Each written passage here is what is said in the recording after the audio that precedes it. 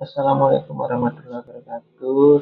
Selamat berjumpa kembali pada seluruh mahasiswa di dalam mata kuliah administrasi pemerintahan daerah. Nah, di pertemuan hari ini, karena kita masih pertemuan awal, kita akan pelajari kaitannya dengan apa itu administrasi pemerintahan daerah dan gambaran pelaksanaan dari administrasi pemerintahan daerah yang dijalankan oleh pemerintah saat ini seperti apa. Nanti kita akan analisis dalam pertemuan pada hari ini. Kemudian ada pertanyaan besar, mengapa kita perlu belajar tentang administrasi pemerintahan daerah? Why? Nah, tentunya di sini administrasi daerah eh, berkaitan langsung dengan apa yang kita lakukan. Jadi semua yang kita lakukan atau semua segala apapun yang kita lakukan, kita rasakan itu tentunya tidak bisa dilepaskan dari pemerintah daerah. Dari mulai jalan yang kita lewati, sekolah yang tempat kita menuntut ilmu, layanan kesehatan yang kita gunakan, hingga kebersihan lingkungan di sekitar tempat tinggal kita, semua itu adalah hasil kerja keras dari administrasi pemerintah daerah.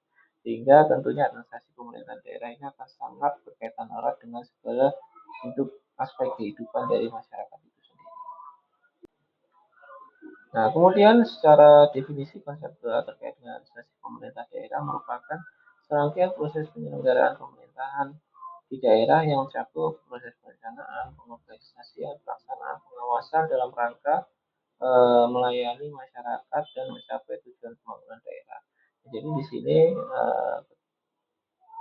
kegiatan yang dilakukan di dalam administrasi pemerintahan daerah yaitu adalah kegiatan yang dilakukan oleh pemerintah daerah mulai dari merencanakan, menyusun anggaran, ya kan, kemudian menetapkan program kebijakan, mengimplementasikannya, dan juga melakukan evaluasi terkait dengan kendala ataupun hambatan-hambatan yang muncul di dalam pengimplementasian program-program pemerintah daerah.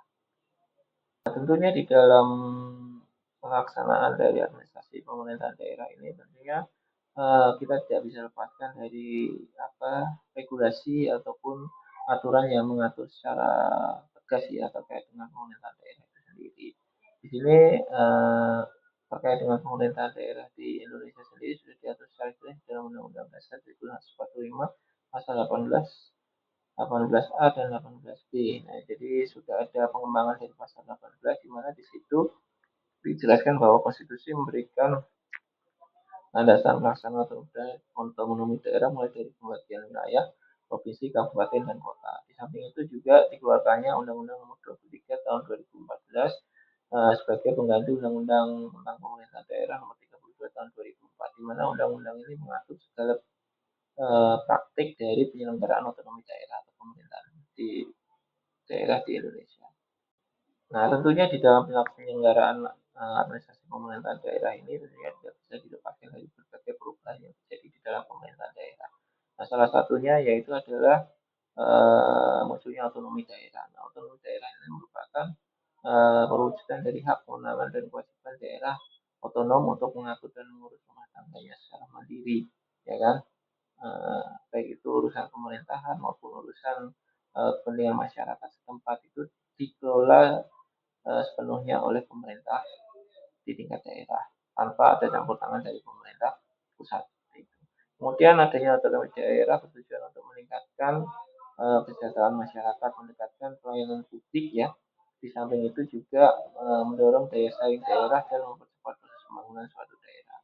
Dan juga praktek dari otonomi daerah ini juga tentunya juga tidak bisa dilepaskan dari aspek-aspek seperti aspek finansial, eh, yang mana pemerintah daerah diberi hak untuk mengelola berbagai sumber keuangan yang dimilikinya, ya kan, yang nantinya dapat dipergunakan untuk mendorong tercapainya pembangunan yang ada di suatu daerah. Nah, tentunya di dalam praktik otonomi daerah sendiri, di situ akan kita bisa melihat bahwasannya pemerintah daerah ini memiliki dua fungsi utama ya di dalam penyelenggaraan administrasi pemerintah daerah. Yang pertama adalah pemerintah daerah sebagai memiliki fungsi sebagai fungsi regulatif, ya kan, di mana pemerintah daerah memiliki otoritas atau kewenangan di dalam membuat peraturan-peraturan daerah atau perda yang mengatur kehidupan masyarakat. Di Di samping itu juga pemerintah daerah tidak hanya memiliki fungsi regulatif, tetapi juga dituntut untuk dapat menjalankan fungsi pelayanan, yaitu adalah memberikan pelayanan publik yang berkualitas dan mudah diakses, seperti layanan pendidikan, perizinan, kesehatan, dan pendidikan. Tentunya di mana di dalam penyelenggaraan administrasi pemerintahan daerah maupun otonomi daerah ini tentunya pemerintah juga harus mengedepankan prinsip-prinsip pemerintahan daerah, yaitu yang harus dipegang. Yang pertama adalah desentralisasi. Yang mana desentralisasi ini berkaitan dengan penyerahan wewenang dari pemerintah pusat kepada pemerintah daerah otonom.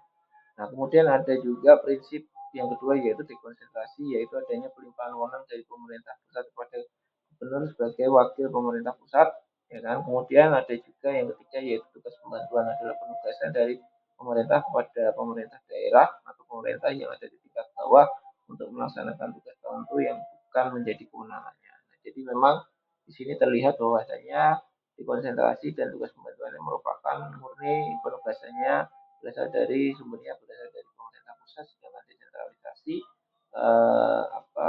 sumbernya dari pemerintah daerah itu sendiri.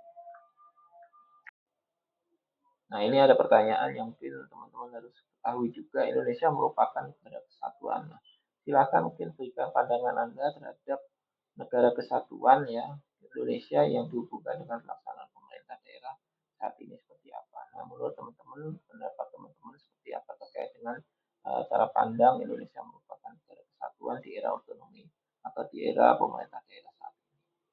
Baik, demikian yang mungkin bisa saya sampaikan untuk pertemuan atau materi pada hari ini.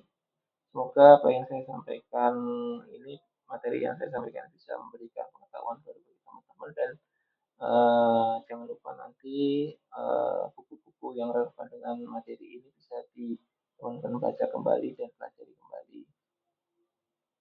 Saya sekian, saya akhiri. Wassalamualaikum warahmatullahi wabarakatuh.